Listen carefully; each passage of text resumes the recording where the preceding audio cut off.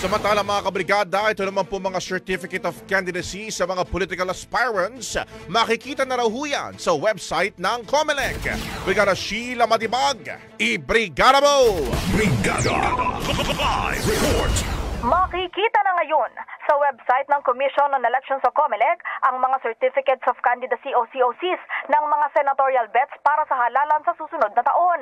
Alinsunod ito sa resolusyong nagsasabing ipopost ng COMELEC ang mga COCs at Certificate of Nomination and Acceptance o CONAS ng mga aspirants para sa national at local positions.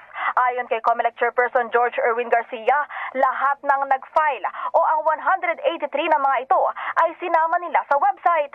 Samantala, mababatid na kamakailan ay naglabas ng inisyal na listahan ng 66 senatorial aspirants ang ahensya para sa mga posibleng laman ng balota, kung saan kabilang dito ang kontrobersyal na si Apollo Kibuloy.